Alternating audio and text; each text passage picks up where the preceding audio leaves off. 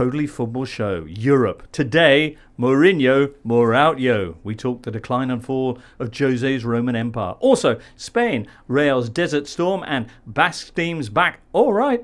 Also back, Bundesliga, Jadon Sancho, and Liga with that super tight title race. So much in store in this Totally Football Show. Hooray.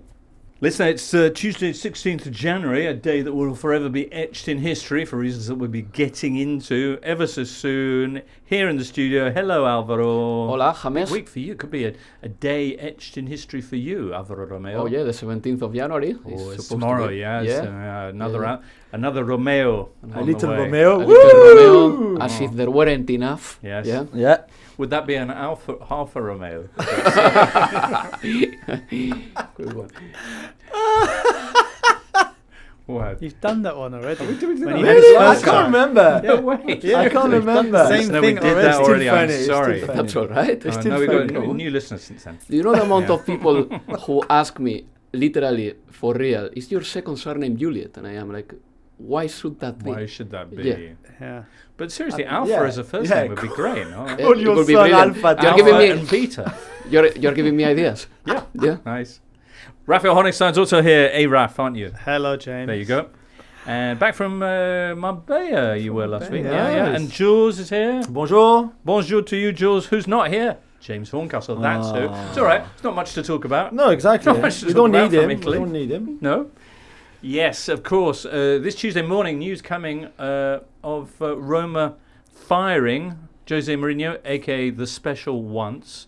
We will be hearing from James Horncastle later on when he gets to his VIP airport departure lounge, because he's also leaving Italy this morning. He was over in Milan to see Christian Pulisic, That's right. and he caught And he saw, obviously, Mourinho's last game. what for would have been Roma. his He last yeah, game was if he not hadn't there. been suspended as usual. Again. Yeah. But then he can go fly back to Rome for a Yes. special. Indeed. Maybe that's where he's going to fly. We'll ask him later on. Right now, though, Rapha, I want to know your moment of the week. Well, James, There are many. Did I come to you too early on No, that? not at all. James, No, not at all. Could be a bit of football, could be a restaurant, There whatever you were want. quite a few big moments in German football because it was the first week back. But I think the most important one, perhaps for the whole season, possibly, happened in Augsburg. Ah. Because Leverkusen, who were short of quite a few players, either injured or at the Africa Cup of Nations, they toiled and struggled on an icy pitch against an awkward team, and it's 0-0, and you think, okay, this is the kind of result where things might begin to unravel. But Ezequiel Palacios found a 94th minute winner. Woo. And they were celebrating like mad, like winning the league almost. Wow. But it felt big because the narrative in Germany is already written about Leverkusen being bottlers, about running out of steam, because of their historic failures in the past to win the Bundesliga. So for them to actually turn that narrative on its head and win and show the belief and the confidence, the character to keep pushing and finding a winner the way that perhaps Bayern usually do late on, I think has perhaps frightened one or two people. Never say because- Leverkusen again. No, they're in a fantastic position. 45 points, James, from 17 games. It's incredible. That's really incredible. And 91 is the record that Bayern once managed. So they are nearly on course for a record-breaking season. Incredible. Very nice. Alvaro, your moment of the week. There are many in Spain this weekend, but my favorite one, and we're going to make amendments for last week, because I remember that we were talking about a very bad Panenka penalty. Do you remember? Oh, The yeah. French Cup, yeah? Yeah, in French Cup, yeah. We're going to talk about a very special penalty. Okay. It's by Lucas Ocampos. I don't know if you've ever seen a no-look penalty, but Lucas Ocampos did that the other day. Sevilla lost. Sevilla is next to relegation, but the technical move of Lucas Ocampos, I think that it deserves some praise. It deserves to be the moment of the weekend for Where me. did he look? He looked at his right, which is where the linesman is, basically, Yeah. but I don't know who did he look at. Maybe he just didn't look at anybody else. He just did that gesture, but it looks unbelievable. And the TV angle was sensational as well, because you could see the goal, you could see Ocampos from his back taking the penalty. And when I watched that, I was like, did I see this? Did it really happen? And I had to watch the replays a couple of times just to believe it completely. But yes, I've never seen this, and I wonder if there will be some, repetitions of this, iterations of this in football from now on, because it looks very cool. And you have to make it 2-2, right? So it was an important goal, although they then conceded in extra time or added time to still lose. But at that time when he scored, it meant a lot. Yeah. Sevilla with as many wins this season in all competitions as they've had managers. So well done. Right. Jules, what about your moment of the weekend? There Saturday, were many in France this weekend. There were many, of course. Yeah. Obviously, coming back from an NBA week for me, so that could be my highlight of the weekend. So you went to the NBA in Paris? I did, yeah, and I did. What was the highlight of that for you? It was to be on the coverage of TNT here in the UK. Wow, nice. None of you watched it, but it's okay, it's fine. I watched you in a Chiringuito, Jules, a year ago. So that's true. I've done my part. That's very true. Yeah. It was amazing to do some punditry outside of football that we usually do that comes kind of more natural to us, but to do the analysis on an NBA game was in Paris as well was pretty cool. So that was it. But my moment of the weekend football wise is obviously Reims going to Monaco and win, not just win against Adi Hutter and his team, but just destroying them despite a lot of players out for Reims either AFCON or the Asian Cup, and they were magnificent. So Will Steele, who is listening to the show, well done to you, brother. And then at the end, Teddy Thomas is number 10, very kindly taking the mick a little bit by doing an impression of how Will Steele talks, when he mixes French and English. Oh, yeah? Saying it was really funny, so everybody lost. But they deserved it because it was a very, very good win. And they're sixth. They're only 5 points behind the Champions League position. So lovely goals. Amazing. As well. Yeah, lovely goals. You're right. Well worth checking out Reims there, that win at Monaco, wasn't it? At Monaco, yeah. Very nice. Good. Excellent. Well, loads to talk about. Joining us now, live from the departure lounge at Linate Airport, it's James Horncastle. All right, James? Jimbo. Yeah. Good to be with you. Yeah, indeed. Wow, what a day, eh? Is Jose there in the departure lounge with you? Yeah, unfortunately, I'm not in Fiumicino's departure lounge down in Rome. I'm up here in Milan. But he will be packing his bags and departing, emptying his office. I remember, James, he was flown in personally by Roma's owner, Dan Friedkin, 2.5 years ago. Wonder if Dan Friedkin will fly him back. We'll have to see. Well, we certainly will. How shocked were you at the news, James, and what made it come this Tuesday morning? So I was shocked because they have been unconditional in their support of him, I would say. If you think back over the last 2.5 years, some of the moments of ignominy, like losing 6-1 to Bodo Glimt, things like that, really, not qualifying for the Champions League every year. But he delivered a Conference League title, which was Roma's first trophy in 14 years. People turned their noses. This made Mourinho incredibly popular with Roma's fans. I think he replaced the vacuum left by Francesco Totti. And so I think it was going to be a very hard decision for them to not extend Mourinho's contract, even though results in the league, the worst results in more than 20 years, which suggests that was the rational thing to do, sack him.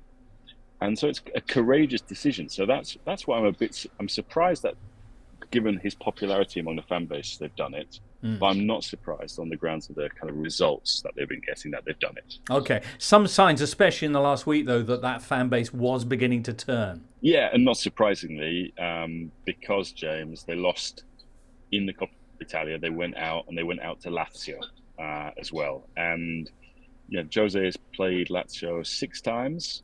He's lost 4 of them, drawn 1 and only won 1. And so, that is something that often Roma fans will judge their season on. It's been okay when they've been winning a trophy or reaching European finals, while Lazio have been finishing above them in the league. But to lose in the manner that they did against Lazio, and for Lazio also to win at the weekend, which that game happened before Roma played Milan at San Siro, and just being around the team in Milan at that time, you could really feel that there was a lot of pressure going into that game, knowing that Lazio have all of a sudden started to win 5 games in a row. And yeah, you mentioned the fans, James. I mean, they'd been unconditional in their backing until really this week. And then there was a banner outside the training ground in Trigoria which says, better to die with dignity than live in humiliation. I think that was it. Okay. And yeah, so quite strong words there. How would you rate then? As you mentioned, back-to-back European finals, although there will be those who say they shouldn't have been in those competitions anyway. The idea was Champions League. His lowest. Do you remember I told you before James came in? The lowest win percentage in Mourinho's career. It's only 1.7 point per game. Right. He has brought through young players. He has filled the Stadio Olimpico in a way that I can't remember seeing for a long, long time. But then again, you've got games like Bodo Glimt. You've got moments, if we're going to talk about the really dark times, all the red cards that he's picked up, his 5th that prevented him from managing this weekend in the game against Milan. But, I mean, possibly the nadir was the Anthony Taylor ambush, would you say? Yeah, that and Bodo Glimt. Bodo Glimt, who I think beat them 3 times over 4 games, but they lost the only one that mattered, which was in, I think, the quarterfinals of the Conference League. I think the fans are, for the most part, still grateful to him, which, I mean, if it was any other coach who didn't have his name, they would have turned on him. Rome used to be a really, really highly pressured environment where there were very unrealistic expectations. Are Roma better off without him? I think so. I don't think all of the fans see it that way. I think they still can't believe that their team was coached by Jose Mourinho for 2.5 years and that they were able to attract the likes of Lukaku and Paulo Dybala to the club in that time. But yes, I think they've been allowed to be mediocre in the league. They should be qualifying for Champions League, or at least making a better fist of qualifying for it than they have done recently. And I think financially for the club, not qualifying has been very, very tough, particularly when you're paying Mourinho's wages, you're paying Lukaku's salary, you're paying Dybala's salary as well. Financial fair play, they're in a very tight situation because of how they've run the club in the last 3 or 4 years. So, yes, I do think it was right. I think they should have separated already last summer. And who do you think will be taking over? Well, it looks on a caretaker basis that it will be Daniele De Rossi. Daniele De Rossi. At the end of the season, so his people have... Exactly. So his people have been talking to the club over the last 24 hours. I think it will be a very popular decision with fans because he's gone from El Capitano Futuro, the future captain who was supposed to take over the armband from Totti, to Allenatore Futuro, or Presente, by the time this podcast drops. But I think the thing is, it's as with Mourinho, it's a very popular decision. Whether it's the right decision, I don't know. Whether, for example, let's see if De Rossi does well, they'll probably be forced to take an interim appointment into a permanent appointment. They don't have a sporting director from February at the moment. Tiago Pinto is going to leave. So, on the one hand, it will keep the fans on side. But it might just be another emotional decision that puts them in some difficulty going into the summer transfer window next season. Well, we look forward to finding out more. James, have a safe journey home, and we'll catch up with you next week. Thanks, James. Have a good flight. Thank you, man. Take care. Thank you. Pleasure. James Horncastle by the buffet at Linate Airport. His natural habitat. Yes. Indeed so. And a man who's going to have a lot on his plate now, because he'll be writing about that for The Athletic, of course, all the backstory, all the thoughts going forward about what this means for Roma as they wake up from what the Gazzetta dello Sport described as they got drunk, Roma did, on Mourinho, and now they're having the hangover. What do you think happens next for Jose, though? This Tuesday, there's going to be loads of supporters across the UK and beyond especially those with short memories, going, "Oh, Jose's available. I wonder what it would be like if he was to take over." Nobody would do I bet that. a lot of Newcastle fans might be Chelsea? thinking, Really? Why? Chelsea, Nah, maybe come some on. Man United. I don't know. He's I am done. but He's yeah, done. okay. What? Do you think there's Whatever that's true or not, I'm pretty sure that whenever he gets unveiled as the new manager of a Yeah. club, there will be a hype around him, for sure. But there is one reality that Jose Mourinho and his defendants have to face. He hasn't qualified the team for the Champions League since 2018. And this is very important because Roma sacked him basically because he was not going to meet the financial necessities that the club needs by qualifying for the Champions League, and he hasn't done that for 5.5 years now. It's not out of the question. They're 5 points off the top 4, but the kind of There's a lot of trajectory teams they're above on, them. Yeah, there's a I lot of guess teams the club above felt we need to do it now Yeah. while it's still a possibility. Do you think the name Mourinho is still going to carry cachet? Can you think of any clubs that might Not go in the for big him? 5 leagues. Is it Turkey for Jose? Turkey or Saudi Arabia or a national team, but Brazil have just appointed somebody because Brazil would have been very interesting to him, and I'm sure they would have been keen on him. They've appointed last week Dorival Jr., so I don't know if that could be finished already, and then for Mourinho to come in. He's turning 61 at the end of the month. He's really not any special anymore. I don't know who would want to give him a job like of this caliber, of the Roma caliber, for example. I mean, in the last 2.5 years, have you seen a good Roma performance collectively? Have you enjoyed watching them? They've played terrible football. They have the 3rd highest wage bill in the whole of Serie A, and they can't even, like Alvaro said, qualify for the Champions League. I just think he's been a disaster. Apart from the Conference League triumph, okay, fair enough. But apart from that, he hasn't been good enough. Thing is, international football is about knockout competitions and ties. And I think that Jose Mourinho has still proven that he knows how to prepare a team for an individual knockout against any club. And he did it in the conference, he did it in the Europa League last season. It was a penalty shootout what separated Sevilla from Roma. So I think that he may have a future in international future for sure. But when it comes to the league and when it comes to the point tally that Jules has explained, I mean, with a point tally of 1.6, 1.7 at Roma, you're not going to qualify for the Champions League. And Jose Mourinho's habitat was supposed to be the Champions League, and it hasn't been for a long time now. And the thing is that the day-to-day counts a lot to qualify for the Champions League, and it looks like Jose Mourinho is not capable of getting good runs as he did in the past with Real Madrid, with Chelsea, or with Porto. I think he can bring glory to Al Ettifaq. Replace Gerrard. No, he's talked about coming to Saudi Arabia at one point. Now that might speed up his plans a little bit. All right. Well, that's for the future. Up next for us today, we're going to be talking about Spain. Spanish news. Sunday evening, Real winning the Spanish Super Cup after a week. Alvaro Romeo that sent out a bit of a warning, I would say, to teams not just in La Liga, but across Europe. 2 enormous performances from Carlo Ancelotti's side. First off, that semi-final derby with Atletico. A great game, 5-3, 3-3 after 90 minutes, with terrific performances at both ends, because Antoine Griezmann's goal cannot be forgotten either. I mean, it was beautiful too. But Real Madrid came out as a winner because they have done it many times, and this time they showed their character again. In the semi-final, they did it. It was like a fight with no gloves by 2 boxers, really. I mean, they went full at it.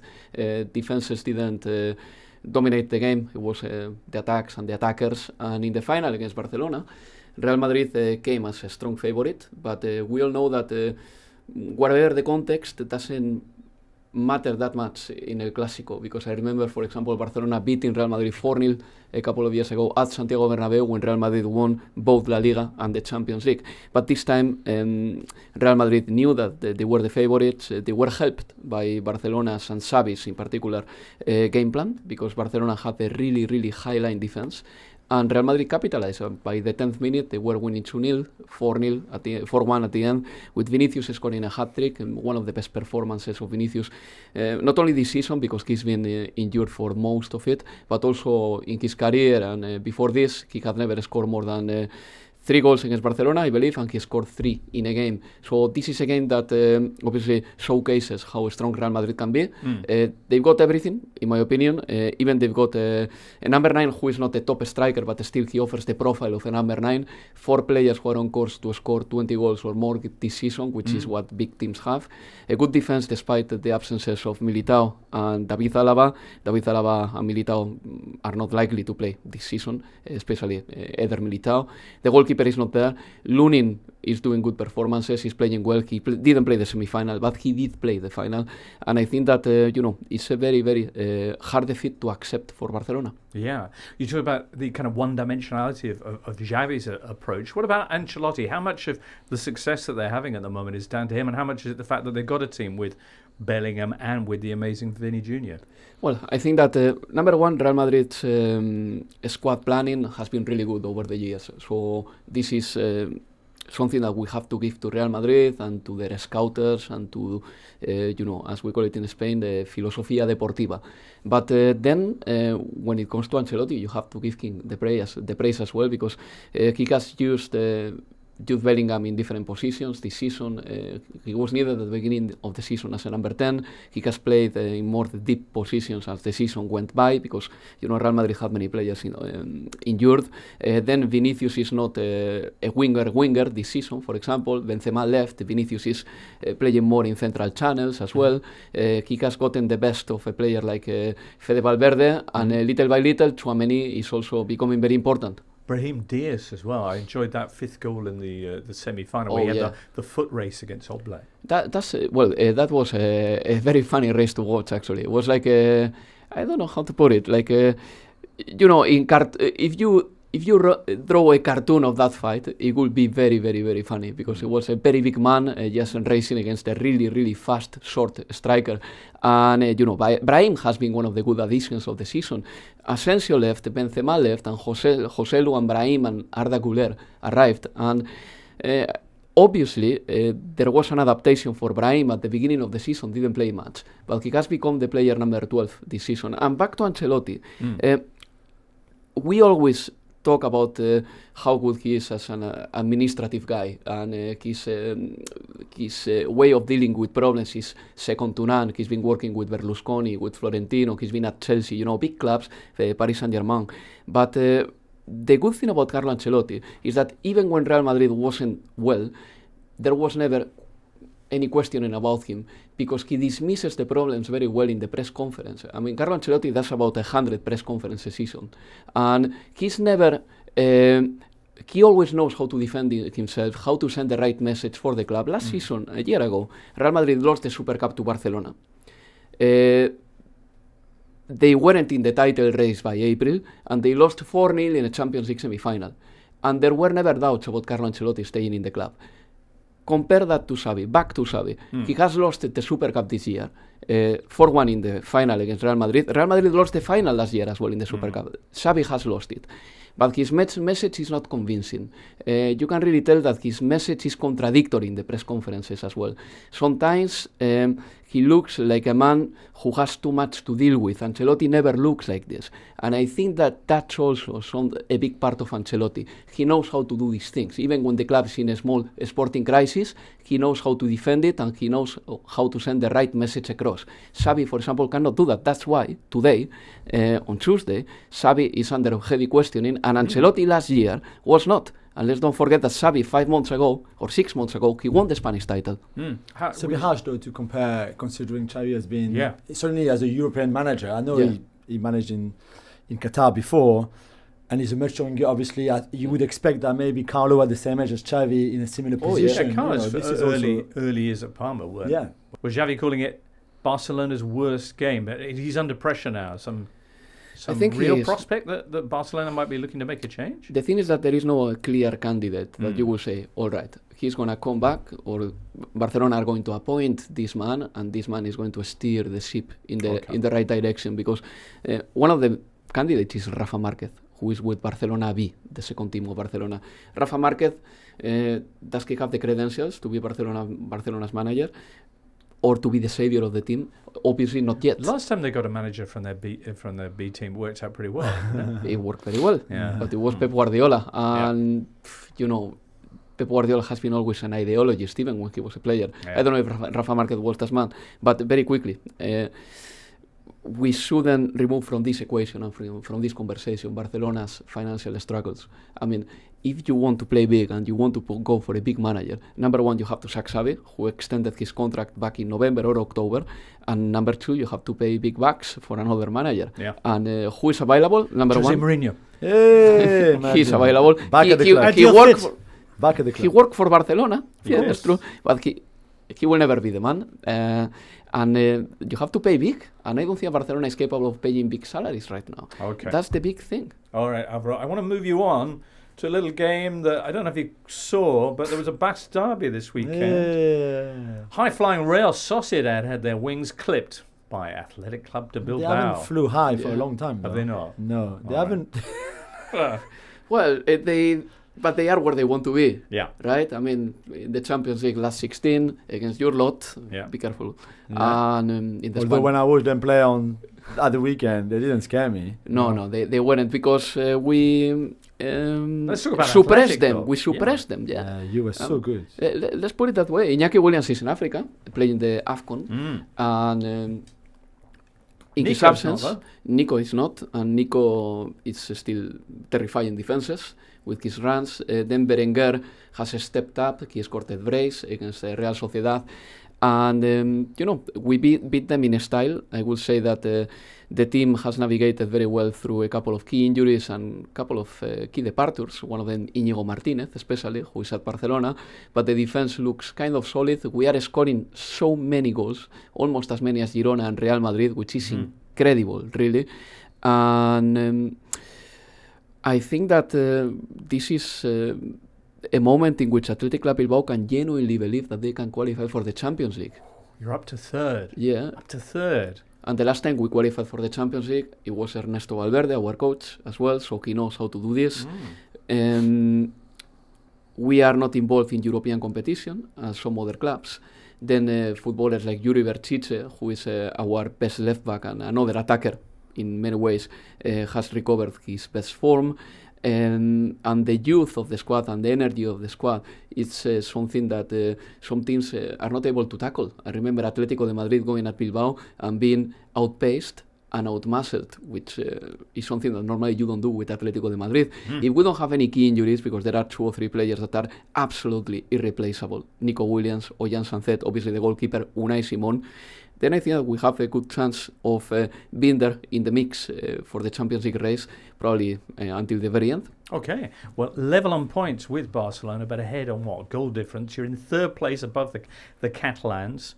Only 3 points above Atletico Madrid, who you've kind of pushed out into 5th spot of late. At the top of the table, Girona, who you mentioned all the goals they're scoring, they didn't get any this weekend. They were playing the only team in Europe's top 5 leagues yet to win a football match. That's Almeria, and they ended up drawing 0-0. They are topping the table, but the weekend was very disappointing for them. And Jules is right. Almeria had all the chances. The thing is that, as Gaisca Garitano, the manager of Almeria, said after the game, they've been playing without a proper number 9 for 3 months because they had injuries, and now the club doesn't know whether to go to the market and find a number 9, because number one, which number 9 is going to sign for you if the next season you're going to be in the second division? And number 2, why should Almeria invest on a season that is pretty much gone? Indeed. But, they missed many chances. Almeria should have won that game. And it's probably also an alert bell for Girona as well. If they don't play 100% as they did the other day, and if they don't go at it in a game that is winnable, then they are not like Real Madrid. They are not like a big side that they can rely on a couple of moments of brilliance just to win a football game. Alrighty. Excellent. Alvaro, thank you so much for that. Just a bit of love for Antoine Griezmann. Now he's the all-time goal scorer record. moved past. Yeah, Yes, moved past did with Aragonés, and I think that was very special, even Yeah. if they lost that semi-final. Yeah. But that 174th goal for the club was very special, and how much he loves that club as well. I think it meant a lot to him. Very nice, Jules. Very nice. By the way, keep an eye on Valencia, guys. Maybe we'll talk about them in the following 3 week. straight wins. They're Yeah. up to 8th. and they've got many Spanish under-21 internationals, and they are an attacking side. All right. And for the first time in a long time, we're not talking about the manager saying, if you don't invest money, I'm leaving. Baraja is a club man, he's going to accept anything, and perhaps this season Valencia is a capable team of qualifying for the Conference League. I would like to see that. Okay, well, we'll see next week if they can make it 4 wins out of 4. They are going to be at home to your friends Athletic Club de Bilbao, so huge match, no doubt. We're going to be talking about that next week. Why Eredivisie, James? Well, PSV got their 17th win of the league season on Saturday night. That was against Excelsior. They played 17 games. They won all of them. Incredible. That equals the Eredivisie record for the best ever winning run, which they set themselves actually way back in 87-88 when they went on to win the treble. European champions that season. They won the European Cup, if you remember, on penalties in the final, in the semi-final, in the quarterfinal. But it still counts. Still. It was amazing. But they scored 59 goals in those 17 games and conceded 7. It's just, I don't think any team, even not their team in 87-88, has ever dominated the league like this. So what does that say to you, given when they go into the Champions League, it doesn't work out like that at all? Well, no, only Arsenal have beaten them this season in the Champions League group stage.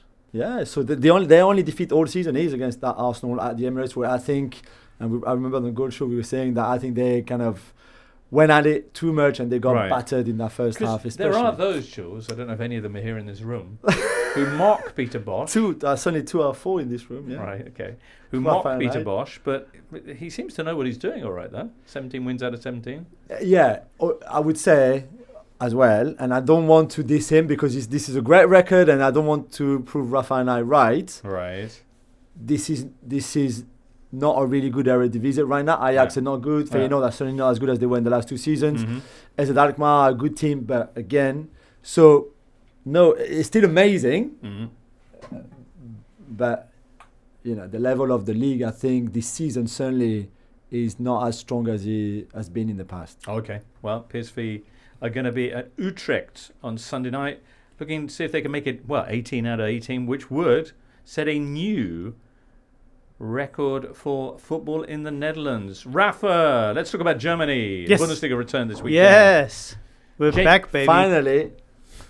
James Sancho back and like he'd never been away. I mean, he was remarkably sharp.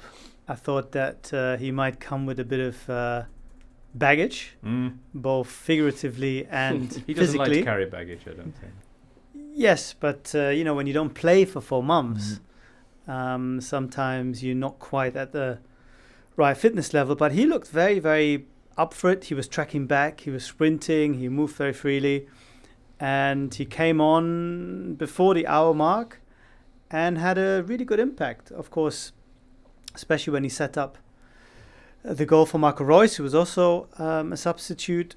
But yeah, Dortmund, I think, apart from winning 3-0, which was of course a very good result against the worst team in the league, Darmstadt, feel really optimistic all of a sudden that he can be a big factor for the second half of the season for them. Yeah, he was smiling again, but it was noticeable how they all seemed to be delighted to have him back as well. Marco Reus, the way he celebrated that goal with a kind of warm embrace, it was quite touching. He'd come on, Sancho, for Jamie Bino-Gittens, who'd had a big role in the opening goal. Yeah, Bino-Gittens made that goal. He picked up the ball really deep in the Borussia half, or certainly near the halfway line, and then skipped past 2 players and then set up Julian Brandt, who made a great run across the defenders. They made that classic run, him and I think Daniel Malen, where one goes one way, one goes the other. They sort of cross each other's path and tore that Darmstadt defense 2 ways, and slightly scuffed, but at the end, very effective finish from Julian Brandt gave them the lead. And Dortmund were shaky in the first half an hour. All the problems that we talked about came to the fore again. Their build-up play is pretty lousy. Their passing is ropey. They don't really have that much of a presence. Niklas Füllkrug was not really a factor. But they have individual players who can just turn it on. And Bino-Gittens for the first goal. Reus and Sancho for the second. Moukoko for the third. What a goal, eh? What a lovely finish. Yeah.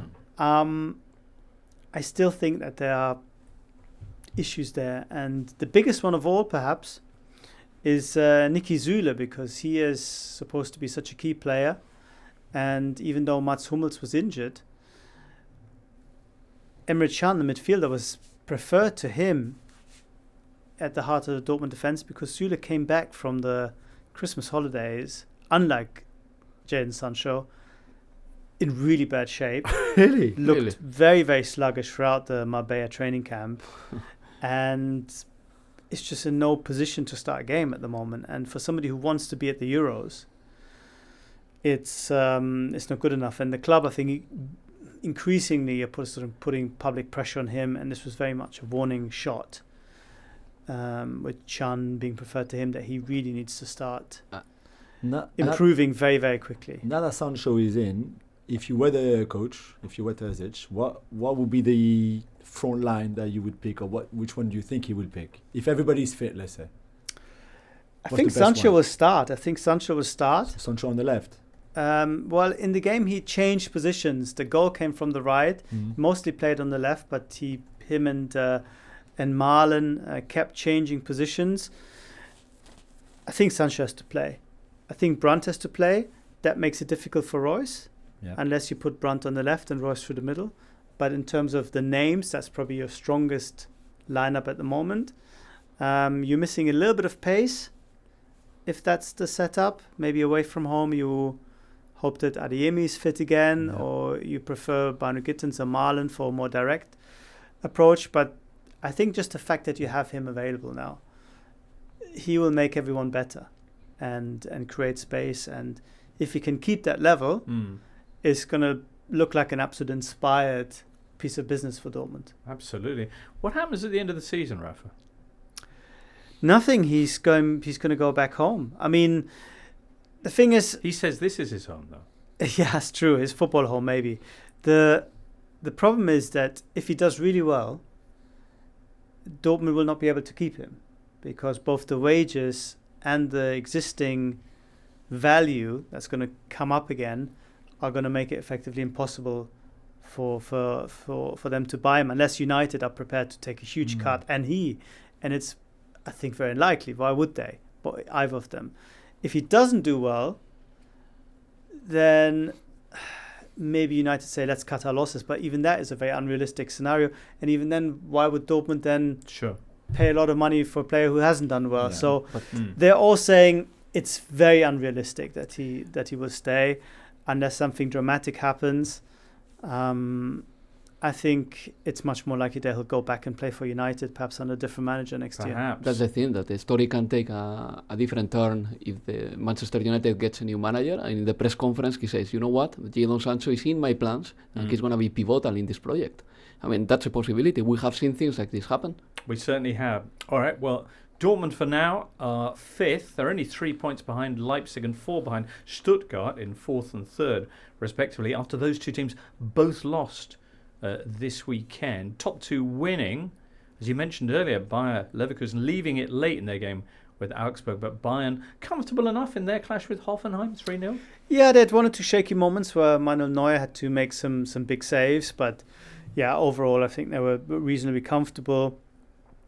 Thomas Tuchel quite happy with the performance. 2 fine goals from Musiala, and of course the inevitable Harry Kane doing his bit to make Robert Lewandowski, I think, increasingly nervous that his all-time Bundesliga record might fall for goals. Kane's on 22 and the record is 41. But Bayern have only played 16 games. So 22 and 16 is pretty good.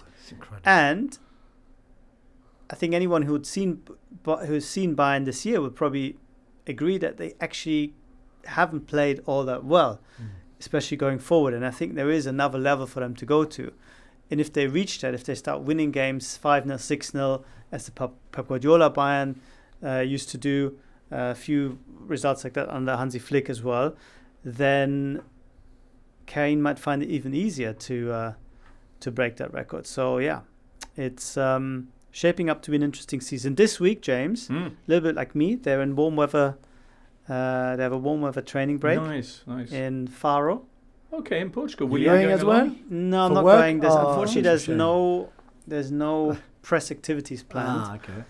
The emphasis is very much on team building and tactics. Toch a little bit annoyed because the whole area, the campus, is readily accessible. So all the journalists are standing there filming every training, watching everything, and you can't hide. You don't have those big sort of curtains that you can put up as you do at Zebener Straße. But still, I think there are worse places to be, especially if you're considering that in Munich it's been minus 15. Minus 15. In recent days. And increasingly people are saying, well, I don't know how many people are saying it, but Dimitar Berbatov was saying it when I spoke to him briefly at Old Trafford on Sunday, that he thinks Leverkusen can go unbeaten, which is something that's never been done. Never been done. In the Bundesliga. Also, on the subject of Dortmund, you were talking to perhaps the most powerful man in German football. I think he is. Hans-Joachim Watzke is on the UEFA Exco. He's the vice chairman of the League. He's the vice chairman of the FA, and he's the chief executive of Borussia Dortmund. So I don't think you can get any more important roles. And I was talking to him about all these big subjects. You know, the Club World Cup, the new Champions League format, the investment in the Bundesliga, 50+1 rule, can it stay? What do Germans want? And I thought he was very straightforward and very insightful. So you're a big fan, I know. I'm a big fan. You would have already read it. And he's leaving soon as well, so that's probably one of the big interviews. He's stepping down. He announced his stepping down in autumn of next year, 2025, during the training camp with Marbella, a couple of days after the interview. But I think he still will be in the club, maybe become the new president, a bit like Uli Hoeneß has done and others. So I don't think he'll be really gone. All right, that interview is available right now at theathletic.com. Serie A, Jules. Did you watch Milan's 3-1 win over Roma? Indeed. Because, of course, you're connazionale. Yeah. It was a French party, wasn't it? Yeah. So good. 3 French goal scorers for Milan. Yeah. Yacine Adli. Yeah. Olivier Giroud. Giroud, of course. And then how about that third goal from Theo Hernandez? The 1-2 between Theo and Giroud. The back heel assist from Giroud. And then the finish as well. It was great. I mean, I don't think that Milan had to play particularly well because I thought Roma were dreadful, to be honest. And we know that when Dybala is not there, they lack a lot of creativity anyway. Described in La Gazzetta as both Roma's carriage and their pumpkin. Nice very good. Yeah. Very good. But anyway, so Roma not much cop. Milan, though, back in form now. That's now 4 wins in 5 in all competitions. They've scored 12 goals in those 4 victories. Across those 5 games, actually. And only conceded 5, which we remember how they were struggling to score. Yeah. And Benacer is at AFCON with Algeria, for example, so he's not there. There was a lovely nutmeg from Pulisic and Pellegrini that I really, really loved. If you haven't seen it, go and check it out. Yeah, it's just all good. And again, I think we need to highlight the really poor level of this Roma side. But still, for Milan, and Pioli was very happy, and rightly so, after the game. Yeah, absolutely. There are ways off the top of the table where it is still Inter, their neighbours, and Juve, who are battling it out. Currently 5 points between the two, but that's because Juve haven't played their game this round yet. That's going to be happening this evening when they're up against Sassuolo, Tuesday night. Inter at the weekend going to Monza, just down the road, and beating them 5-1. A brace for Lautaro Martinez, and also for Hakan Çalhanoğlu. First time in Italy that he's managed to get 2 goals. Super Coppa, in fact, because this midweek we've got Thursday, Napoli against Fiorentina. Yeah. Away in Saudi Arabia, you recall they weren't sure of the Saudis if they could find room for the Italian Super Cup players. But they did. A good thing is that there will be no minute of silence for Franz Beckenbauer anymore, because I found it, I'm sorry to talk about this now, but they're so classless that the supporters in Saudi Arabia booed the minute of silence for Franz Beckenbauer. Yeah, for a dead man. It was really wasn't even classless. a minute of silence because they played some music, no? Yeah. Well, that minute of tribute. What did they go for? What kind of music did they play? I don't know, some kind of Sad music, sad jingle. Yeah. All right. Oh well. Yeah. Hopefully nothing like that happens. Won't happen. Okay, so Thursday it's Napoli against Fiorentina. Napoli, who actually got a win in their derby against Salernitana. Very, very late though. Hackmani. Yeah. And then on Friday, you got Inter against Lazio. And then the final is on Monday. Why is it Thursday, Friday, I think Monday on to Sunday start it with? was booked for the puppet show, the Yeah. Al Awal Stadium. That is so crazy. they fitted them in on Monday. And Mauricio Sarri not happy, obviously. Well, Why are we going? Like, just take Well, this. Sarri's been in amazing form of late. So He's been last week great. they got the derby win over Roma, Yeah. which is one of the reasons, as we heard, that Moo's out on his ear. Sarri responding to that, I could not have cared less about qualifying for the next round of the Coppa Italia, but you need to win the derby for your people. That's nice. And then he's asked about the Super Cup. He said, it's take the money and run. It's anything but sport. I mean, I love think it. he's right. To be fair, we really all want an Inter-Fiorentina final, because seeing the form of Napoli right now and Lazio, that's not going to be fun.